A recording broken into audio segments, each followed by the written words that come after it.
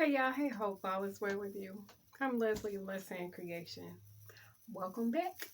Okay, so I do a mix of things on here because that's what I do. But most of the things I'll talk about, it has to do with fabric, some kind of sewing. My specialty and what I love to do the most is creating plus size fashion. So, we got a hot mess going on in this room tonight. This is going to be more of clean this room, tidbits and stuff that's out. So let me tell you what has happened over the last few days. Someone had asked me, hopefully I'll probably pop a picture of it or a little snippet of it in the corner somewhere or over the whole picture or whatever. Somebody had asked me to cover something. I've done upholstery jobs before. I actually have a chair in my living room that I've done. And probably need to finish the other one. I've just been putting stuff off. That's me. But I did that, and then they had asked me to upholster this child seat. Not gonna lie to y'all, that I don't want to do. My chair or something bigger, probably. But trying to do a little kid thing, ooh, let's just say it's time consuming for that. Now, if you're doing something specialty and you really want a specific set of fabrics or something, yeah, okay. But it takes a lot of work, because if it's now from getting it again, I don't have a problem with it. But if I have to demolish or take something apart to order to redo it, that's when, because there's usually way too many staples, and a lot of people don't realize how many staples is in it. Anyway, so that I was working on and did run into a slight problem. There is, I'm gonna show you real quick. So on part of the couch, like I said, it was a small couch. This little thing is to be put on the back side where you twirl it out in order to put the back panel on it and give it a taut look. Well, as you can tell, that's what happened when I started hammering it in. Instead of them going into the wood, it didn't go in. And I figured out why afterwards. It was probably because of how thick. Oh, Lord, the other one's on the floor. My foot would have been in it. I figured the thickness of the fabric that I used, because the original fabric was a really lightweight canvas-like. In fact, here it is. And I know I'm bending down a lot, y'all, but I gotta clean the room anyway. Shoot. This is the original fabric, a really lightweight canvas material. It tore on them, and they was like, I want to replace it and keep it a little bit longer. So this is what the original fabric was. This is the fabric I put on it. Big difference. Ooh, that's thick. So you can hear this is the actual upholstery. This can be used for upholstery. Just you tend to see it in drapes. So it's a lighter weight. It just depends. You can use both of them for drapes and upholstery. It's just how it rolls. So it was really bulky when it came time to put the fabric around the back side, and the little metal pieces. It was like, this is not where we're going, and we ain't going in there. So I had to devise another way of finishing off the back, and actually it worked out better. Thank God for the husband, because I was like, I don't know what I'm gonna do. Well, I did know. I figured it out like in the middle of having a conversation with my sister. It was like, bam, like I know how I can do it. So I ended up literally stapling all the way around, pulling it taut, and then I took a piece of ribbon across it. So it looks like a design detail, which works. There's still staples in the ribbon, but where the staples are, they're hidden. So you don't see the boatload that I have down. But I'll make sure y'all see that. But anyway, so after that, well, while I was in the midst of actually finishing that up, I have an industrial machine, and I've had my industrial machine going on 2 years this year. In June or July, it'll be 2 years I've had it, and haven't had any problems, no issues. Well, it seized up right after a needle broke, and I was sewing the cover for that couch, the mini couch. You talking about somebody about to have a complete heart attack? I was about to have a meltdown because I'm like, of all machines, it want to act up on, and it was like, no. I played with it, and I was getting ready to give up and not even work no more on that project. But lately, I've been really working on watching things to encourage me or listen to stuff that encourages me. And I guess my head went to, as a entrepreneur, we don't really give up. We may sit down for a minute. We may, say, let me think about this. And I don't have just one machine anyway. So I said, okay. Literally, I took about 5 minutes, gave me something to drink, and said, okay, I have another machine. I just may have to go a little slower, which the machine's slower, and take my time. Put a heavier needle in it, and it should be fine. And I was able to complete what I needed to complete on that machine. So I was thankful that I had not, totally, flipped out and just not did anything. So I did that. So yay! So thank God for my singer for being in the house tonight. Okay, being in the house. So anyway, so that was my dilemma, and for me, it's back together. In fact, I'm gonna probably pause for the calls because I gotta put these screws and stuff up because whenever I have had to sit and clean my machines, because occasionally every machine has an issue sometimes, and you got to take and do some cleaning, lint, get all the excess lint out, and give it a little oil, take care of it, a little bit of maintenance. I've always done pretty much all my maintenance on my machines. I've only sent certain machines out a couple times, and guess what? They don't come back the right way. So I stopped doing that. And I just do the maintenance on my machines myself. So what I usually do is after I have a fiasco or a situation happen and I have to work on my machines, I'll take and do a small project, a random, literally a random project to see what I can fix. And usually it works out. So I did a little random project.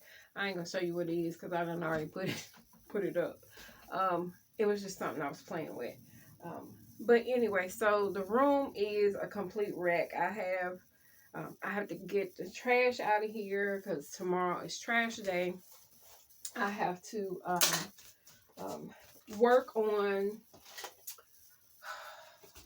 There's some things on my to-do list that I really need to work on, and I'm gonna get to that, and I'll probably cut those out on camera.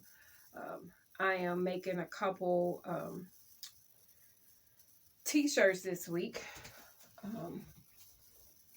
They're going to be made out of a camel print. I have a design that I've done. Of course, because I'm looking for it, it's not readily available. But there's a t-shirt that I've made. I'm having a sale at the end of the week, and it's a pop-up sale. So anybody who comes to the sale and invites some people, and they're there, and they spend about 40 bucks, they will get one of these t-shirts for free. I was trying to literally put my little saying on my one of the t-shirts. So yeah, and I ended up not paying attention to what I was doing, and it burned it off, which made me mad because it basically ruined the shirt. Well, if I really want to fix it, I can, but right now I don't feel like fixing it. Yeah, so I'm gonna pause for the claws, and then I'm gonna come back, and I'm just gonna kind of, as they say, run around the room and try to get stuff put back to its original location. Now, it's not gonna be completely perfect because my room is never completely perfect. It does not happen. I get stuff kind of in order so I can get to stuff, and pretty much it. I am going to probably work on, like I said, I may cut the t-shirts. If I don't, I might actually work in underneath my sewing table. What I have is over time, sometimes I'll just go ahead and pre-cut items, pre-cut designs, and I'll just put them there. So when I have downtime, I don't have a custom project that I have to work on, I'll go ahead and try to knock those out. That's when a lot of people wonder how I come up with these random designs. That's pretty much how. There's kind of one I want to do. I have this one fabric that is that I don't have much of, and so I try not to waste fabric. Probably the biggest waste I have this week is doing the couch, because there's a lot of, when you try to put stuff together, you have to have certain sizes, and that fabric's not really used for anything else. And it just happened to be something I had bought. So yeah. All right, so I'm gonna pause right here real quick, and then I'm gonna come back, and we're gonna clean this room as best as I feel like. If you have a question about something that you've seen here, please make sure you drop the question below. I will do my best to answer. Make sure you like and subscribe. The more people would subscribe, the more I can get better. Well, I wouldn't say I get better content. I'm gonna have the same content because this is what I do. At least today. Today is more of a vlog, kind of what my room looks like, what I do when it gets like this, and what I'm gonna do next. I think the only other thing I do have to do, which I won't do that on camera, is I have a client who requested they wanted an estimate on a gown they want next week. No, not next week. In a couple months, for a gown they want in a couple months. And I got to do some little research. I usually, sometimes I can do the research. I guess I need to keep on talking, because if I don't, I'll forget what I need to tell y'all. I usually I have started my research for different things. I usually start like, okay, so this is how it rolls. I'm going to get it right. This is how it rolls. What I do is I'll take their design after they've made their request. Usually I have a form for most people, and I always ask, what is their budget? I know a lot of people, like, I used to not ask, like in the beginning of my search, what a person's budget was. I used to not do that. And when I didn't do that, what I ended up doing was, instead of me giving them the real budget or the real amount, I would fudge it because I thought I needed the money. and basically shortchange myself. And I would end up doing projects that would end up frustrating me to no end. And then I'll be like, I would get it done and I get this little bit of money, and then I'm mad because I made no money on it. So I'm gonna drop it. I'm gonna drop right here so you can kind of understand. So they would ask for like the dress right here. There's a glare, sorry. This dress right here.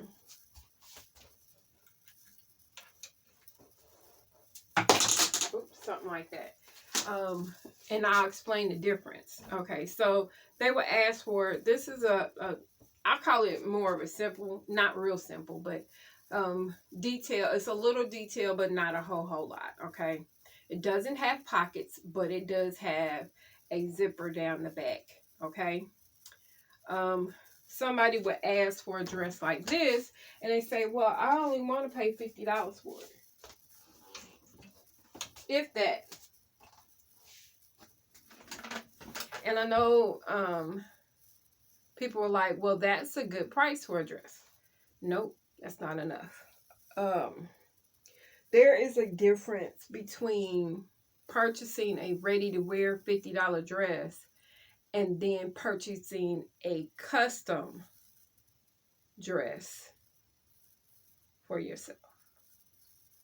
Totally two different things. I do make ready-to-wear dresses, and a lot of my ready-to-wear dresses range about $75. That's on the low end. And that means it fits you. You take it home and you wear it. You buy it off the rack, you wear it. Now, if you want me to alter that dress, say the dress fits you, and it fits you, but maybe it's too long, and maybe you want the sleeve shortened. That's considered an alteration. That's not necessarily I'm customizing it to your bottom. That's just a basic alteration, hemming. That's just hemming. Well, you're charged a hemming charge on top of the purchase of the dress. It's altering it enough to make it a little bit more custom you, but not completely custom you. Hope you understand where I'm going, okay? So $50 dress. People, want the dress to be $50, but they want it custom. Because they want to come to my house, come to me, have me to make the dress. Then they want to pick the fabric, not bring the fabric. They want to pick some fabric. Then they want to sit up there and say, well, I need you to take the zipper out. I need pockets in it. Well, the pockets are sitting in an odd spot. Well, this dress is not short enough. I need you to short it. So the dress that they're asking for, that they think in their head should be $50, they're starting to ask for a whole bunch of requests. That's the part of custom people forget about. It's the additional requests. I make the dress. It's a custom garment. I make the dress. You have a set price, and then they start asking you, well, can you take this off? Well, that is not enough frills on it. I want more ruffles. As long as it's agreed upon in the beginning, and we are not going outside of the changes of the original design, we're fine. But if you are asking for additional things, you got to pay more money for those additional things you're asking for. All right? Because that may cost for more material. If not more material, it's going to cost for more time. If you want the dress to fit a particular way, say the dress, it fits your body, but say it doesn't fit like you really want it to fit your upper body but flow at the bottom. But the top is just not fitting the way you want, or the sleeve length is not the way you want. What you're paying when you ask for custom is that person to sit up there and make those modifications within reason. If you decide to change your design, understand, to changing design, you means you're changing the price. that means the price is going up. Okay?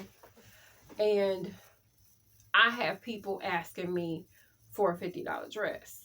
Or excuse me, want to pay $50, but they really are asking for what they're actually asking for. They want to pay $50, but what they're asking for is a $300, $400, $500 dress.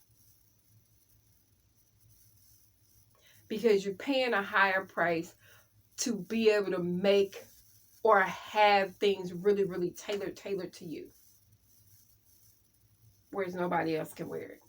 Where it's a woven dress that you have tailored to your curves, the type of bra you're wearing, the type of undergarments you're wearing. Whereas when you put it on, it looks like it's painted just for you. That's what you're paying for when you ask for custom. If you go to a seamstress, designer, each one is going to be a little different. A person that is a seamstress may not charge as much as a person who calls himself a designer. They're two different people. A lot of people mix them up and add them all together and say, oh, they do the same thing. No. Usually, a seamstress can't design. Usually, a designer can't sew. These are usual things. Usually. I've been sewing since I was small. I've been designing since I was small, but I never called myself a designer until probably 17. About 16, 17 is when I started calling myself an actual designer because of what I can do. That's why. I've been designing clothes for myself. And design clothes for my family members. I know how to gradate patterns. I know how to modify a pattern that was meant for a size 6 to make it for a size 24. I know how to do boning. I know how, there's a lot of stuff that I know how to do that I've learned over the years, and henceforth why certain people come to me for certain things. So when you come to me, you're coming to me for the experience that I have. You coming to me to get something particular, but you can't come to me assuming that you're going to pay $30, $40, or $50. My ready to wear is on the lower side right now. With inflation and prices going up, I am going to have to raise the prices of my garments, even my ready to wear. I can keep the prices lower for right now because I already have the fabric. Because I got the fabric. But I'm not going to go any lower than what I have them at because they are made. So let's go on back to this dress real quick, and then I'm going to get to what I'm supposed to be doing, y'all. I'm sorry. Sometimes my mind tells me what I'm supposed to say, and I just go on and go with it, okay? Sometimes y'all got to go with the squirrel and run around. And then they go nest. Go get they and go sit down. I'm going to go sit down in a minute. So going back to the dress. So we have to take into consideration the cost of material. To ask for a $50 dress is mean you expect the material must be 50 cents a yard. Most dresses, depending on how complicated they are, even with me having an industrial machine, it can cost you between the low side of fabrics. I found some fabrics about $6. I found fabrics hundreds of dollars, depending on what it is. But let's think about it. Most dresses take me about 4, depending on how complicated and if I've done it before, 4 to 6 hours to make. So let's go with the $50 thing. I probably should do this on the board, but I got a whole bunch of stuff on there, and it's probably stuff I don't want to take off. Not right now. I'll do this. I'll do another more extensive one, but I'll do a breakdown. I'm gonna stop right there because I can go on a tangent. Just remind me to make sure I kind of let y'all know why the custom prices can be as expensive as they are. Okay. I guess I probably should write it down because then I'll make sure I do it. I'm gonna put it on the later list.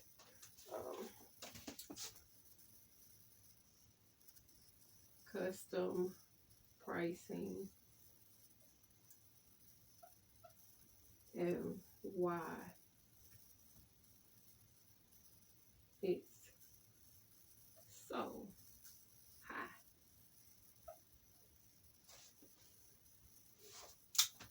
All right.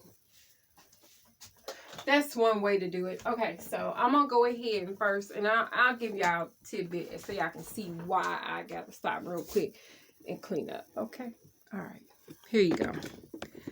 So as you can see, there's screwdrivers, there's lights and everything, like totally not in the place it's supposed to be in. So I got to do that real quick